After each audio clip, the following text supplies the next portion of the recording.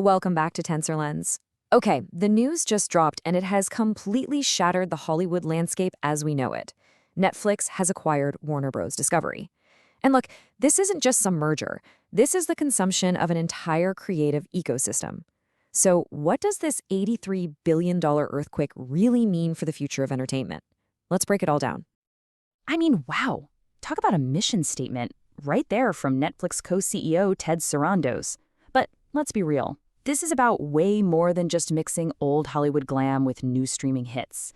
This is about creating a whole new center of gravity for entertainment, one that's designed to pull all of culture into its orbit, forever.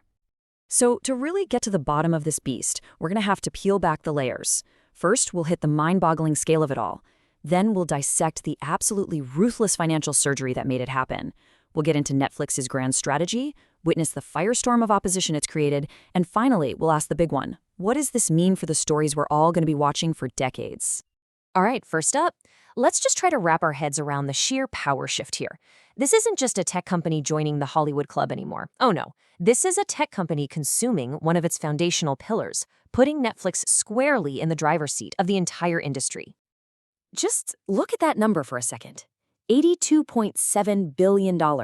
That's bigger than the GDP of a lot of countries.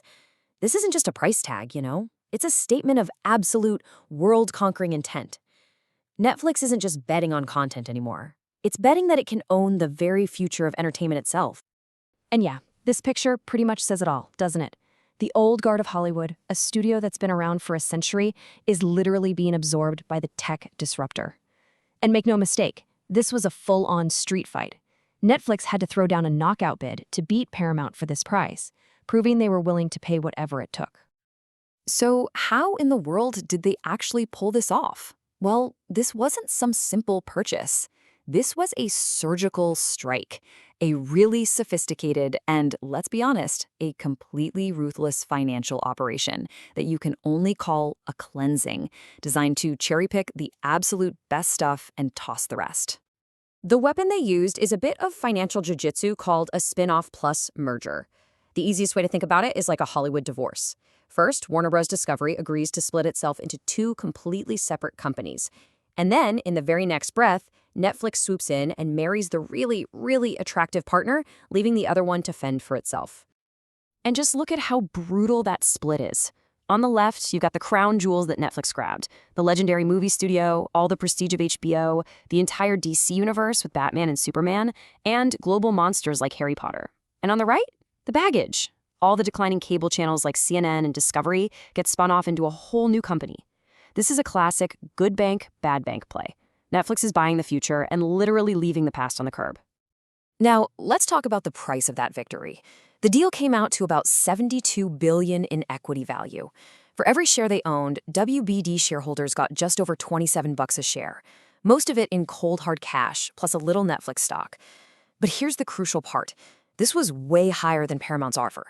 This was the knockout punch that just ended the fight. But here's where the financial engineering gets really slick. To make those shareholders feel safe about taking Netflix stock, they use something called a collar mechanism. Think of it like a price guarantee, like insurance. Netflix basically said, hey, don't worry if our stock price bounces around. We'll put a safety net under it for you, so you're protected. It was a genius move to remove risk and make the offer impossible to refuse. And if you still need any more proof of just how all-in Netflix was, check this number out. A reverse breakup fee is the insane penalty you agree to pay if the deal falls apart because of you, say because regulators block it. Netflix put $5.8 billion on the line. That's not just a fee, that's the price tag on absolute, unwavering confidence.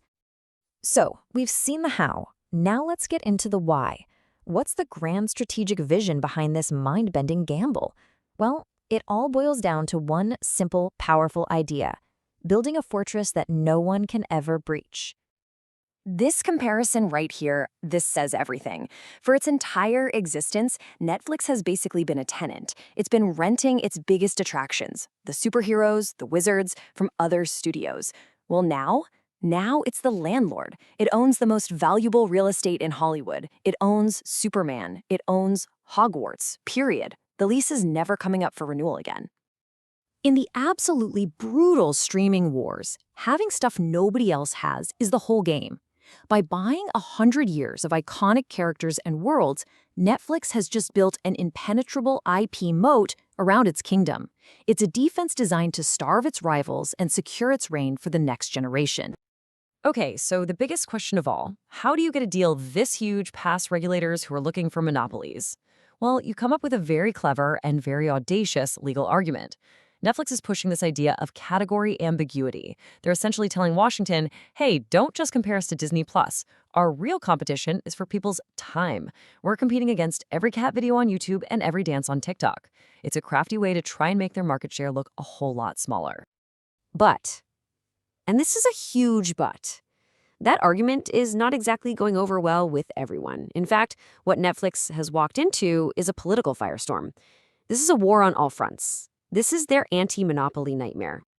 And first in line to fight back, you've got Senator Elizabeth Warren. Her opposition is a massive deal because for her, it's not just about whether your subscription price goes up. She's worried about one single company having way too much power over our culture, over the very stories we see and think about. And this is where it gets really, really tricky for Netflix. This isn't just a one-sided political attack. A senior White House official from the other party has also voiced major concerns. You know, when you get both sides in Washington to agree on something, you are in for a long, bloody fight. This is a huge red flag. Now let's hear from the creative community itself, the writers, the storytellers. The Writers Guild is sounding the alarm. They're basically saying, whoa, hold on a second. If one company becomes the biggest employer in town by a mile, what happens to our power to negotiate a fair deal? For them, this is a direct threat to the livelihood of every creator in the industry. And then you've got the movie theaters. I mean, they are fighting for their very survival here. They look at a deal like this and see the final nail in the coffin for the big screen experience. For them, it's accelerating that shift to streaming and ripping out a cornerstone of local communities. They know this is a battle they are losing. And finally, a voice from a true Hollywood legend. When Jane Fonda speaks out, it's symbolic. It represents the soul of old Hollywood looking at this tech behemoth with real fear. Fear that art and diverse voices and even freedom of speech could all get flattened by the algorithm. Whew. Okay, so we've waded through the financial warfare and the political battlefields. But let's just zoom out for a second and focus on the biggest picture of all. What does all of this actually mean for the future of storytelling itself? Because really, this is just the end of the beginning. The deal might be signed, sealed, and delivered, but the real story is far from over. A new king has been crowned, yes, but the battle for what that kingdom will become, for artists, for audiences, for our culture, that battle has only just begun.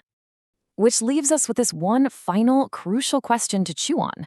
Has Netflix, with this move, created the ultimate entertainment dream factory, a place that will spark a new golden age of bold, creative storytelling? Or has it simply consolidated so much power under one roof that it's just become a giant machine destined to play the greatest hits over and over forever? The answer to that question is going to shape everything we watch for years to come.